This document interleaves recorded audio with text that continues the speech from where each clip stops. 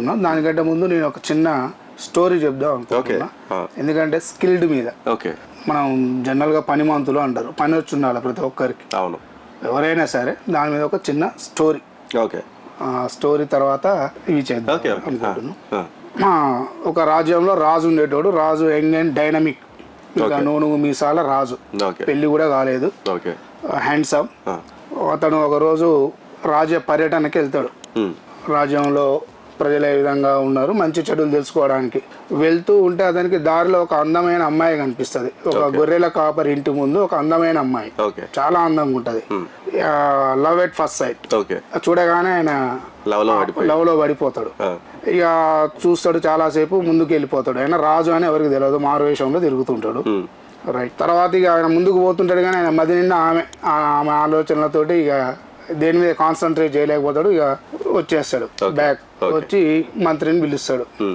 జరిగింది చెప్తాడు. ఇట్లా నేను వెళ్తూ ఉంటే ఒక అందమైన అమ్మాయిని చూసిన ఒక పలానా ఊళ్ళో గొర్రెల కాపరి ఇంటి ముందు, నేను అమ్మాయిని పెళ్లి చేసుకోదలుచుకుంటున్నా అంటే మంత్రి అంటాడు, నువ్వు రాజు, నువ్వు అడిగితే పిల్లని ఎందుకు వేయరు, నేను పోతా అని ఈయన జర మంది జనంతో ఇక అంటారు, రాజు తలుచుకుంటే దెబ్బలు ఎక్కువ, నువ్వేంటి మనసు పడడం ఏంది, ఆయనకి ఇవ్వకపోవడం ఏంది, ఇట్ ఇస్ సింపుల్ థింగ్, నేను వెళ్తా మాట్లాడతా అన్ని సక్రమంగా చేసుకొని వస్తా అని ఈయన చెప్పిన అడ్రస్ని బట్టి వెళ్ళిపోతాడు. ఆడికి వెళ్ళిపోగానే మంత్రిని హడావుడిని చూసి వాళ్ళు కూడా భయపడ, గొర్రెల కాపరి అంటే ఏముంటుంది, వాళ్ళు వణుకుతుంటారు. ఏమయ్యా మీరేం భయపడగురి, ఇట్లా మా రాజుగారికి మీ అమ్మాయి నచ్చింది, పెళ్లి చేసుకోవాలనుకుంటుండు, ఇవన్నీ ఏర్పాట్లు చేసుకోండి అని మంత్రి అంటాడు. వాళ్ళు కూడా సంతోషం, మరి రాజుగారు నా బిడ్డ అంటే కొంత భయం కూడా ఉంది. రాజు వచ్చి నా పిల్లని అడిగిందంటే భయం కూడా ఉంటుంది వాళ్ళకు, సామాన్య జనం. మీరేం భయపడాల్సిన అవసరం లేదు, రాజు చాలా మంచోడు, మరి రాజు అంటే ముసలి ముత్తుకు అనుకునేరు, ఇంకా పెళ్లి కూడా కాలేదు, మీ అమ్మాయిని బాగా చూసుకుంటాడు, మంచోడు అని ధైర్యం చెప్తాడు. సరే అంటాడు. ఇంతకు అమ్మాయి ఎక్కడ ఉందంటే అమ్మాయి వస్తుంది. అడుగుతాడు, ఇట్లా రాజు నిన్ను చూసిందంటే అమ్మ నిన్ను ఇష్టపడ్డాడు, పెళ్లి చేసుకోవాలనుకుంటుండు అని ఆమెతో కూడా మాట అంటే అమ్మాయి ఒకటే అడుగుద్దా అని.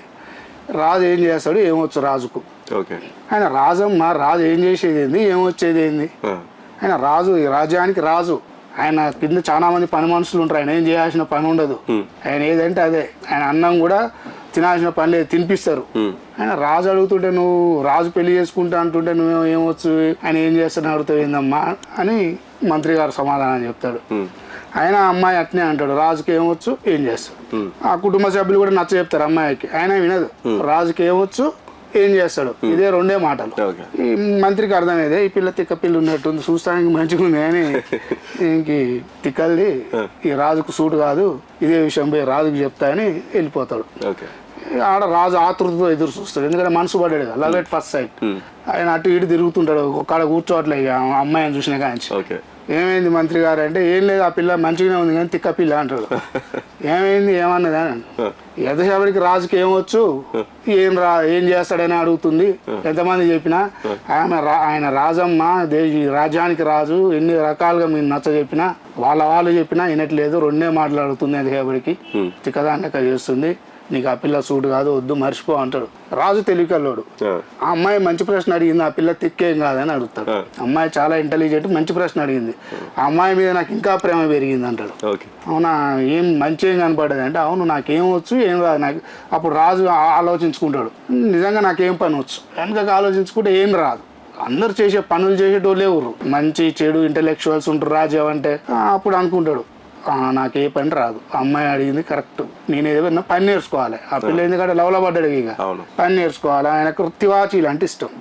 అప్పటికప్పుడు తివాచీలు అల్లేటోని పిలిపించి ఒక 6 months చాలా కఠోర శ్రమతో శ్రద్ధతో తివాచీలు అల్లడం నేర్చుకుంటాడు. అందమైన తివాచీలు అల్లడం స్టార్ట్ చేస్తాడు. ఒక తివాచీని పంపిస్తాడు అమ్మాయికి. ఆ అమ్మాయి ఆ తివాచీలు చూసి అప్పుడు మంత్రి చెప్తాడు, రాజుకు తివాచీలు అల్లడం వచ్చమ్మా అంటే అప్పుడు ఒప్పుకుంటుంది అమ్మాయి. పెళ్ళి అయింది, సుఖ సంతోషాలతో ఉంటారు. మళ్ళీ ఒక రోజు రాజ్యానికి ఇట్నే మారువేషంలో వెళ్ళిపోతాడు. హ్యూమన్ ట్రాఫికింగ్ తెలుసుగా, మానవ అక్రమ రవాణా అప్పుడు కూడా ఉండేది. ఏది మన బానిసలు కాదు అమ్ముకునేటోళ్ళు, ఈ రాజును కూడా పట్టుకుంటారు. మారువేషం కూడా తెలియదు కదా. ప్లస్ ఈయనకు ఒక గుణం ఉంది, ఈ ఎంట మంది మార్బలాన్ని తీసుకోకపోయేటోడు, ఒకడే పోయేటోడు. పట్టుకుంటారు, పట్టుకుంటే తీసుకోపోతారు. తీసుకోపోతే అందరు నమ్ముతుంటారు, ఈయనను కూడా పెడతారు. ఆడ పెడితే ఈయన కొంచెం బలిష్టంగా మంచిగా ఉంది కదా, ఇదే ధర ఎక్కువ వస్తుంది.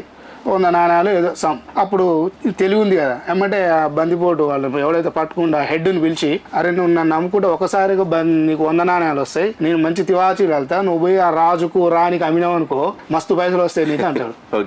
అట్లా నువ్వు అంత మంచి పని అంటే అవునా అంటాడు. సరే ఎట్లయితే నీకు వీళ్ళని పక్కకు పెడతారు, పక్కకు పెట్టి రాజుని పక్కకు పెట్టి మిగతా వాళ్ళని నమ్ముతారు. ఈయన తోటి తివాచీలు అల్లిస్తాడు, ఆ తివాచీ మీద కోడిస్తాడు, నేను సో అండ్ సో ప్లేస్ లో ఆ తివాచీని ఎక్కడ అమ్మాలని ఈయనే చెప్తాడు. రాజుకి అమ్ముకో రానికి అమ్మిస్తాం, ఎన్ని పైసలు అంటే అన్ని పైసలు పెట్టి కొనుక్కుంటుంది అంటే ఇక వాళ్ళు ఆడికి తీసుకొని పోతే ఆమె ఇంటిని పడుతుంది, వీళ్ళు ఎమ్మటి వస్తుంది, ఆయన పట్టుకొని పోతారు. అంటే ఇక్కడ విషయం ఏంటంటే ఒక స్కిల్ ఉండాలి.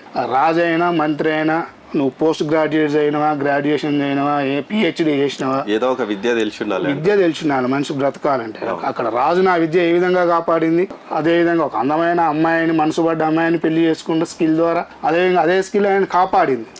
ఇక్కడ కూడా అంతే, మన డైలీ లైఫ్ లో ఒక స్కిల్ ఉంటే ఏమవుతుందంటే ఖచ్చితంగా ఆ స్కిల్ మనకు మన పోషణకు ఉపయోగపడవచ్చు, లేదా ఆ స్కిల్ ద్వారా మనం ఫేమస్ అవ్వచ్చు. ఆ స్కిల్ ఎన్నో రకాలుగా ఉపయోగపడుతుంది. కాబట్టి ప్రతి ఒక్కరూ పనిమంతుడై ఉండాలి అనేది ఈ కథ యొక్క అంటే ఒకేషనల్ గురించి చెప్తున్నారు కాబట్టి, ఒకేషనల్ అంటే స్కిల్లే కాబట్టి, అంటే స్కిల్ ఎంత ముఖ్యం అనేది సార్ ఒక చిన్న కథ ద్వారా చాలా అద్భుతంగా అయితే చెప్పారు. చాలా బాగుంది సార్ కథ. Thank you sir, thank you.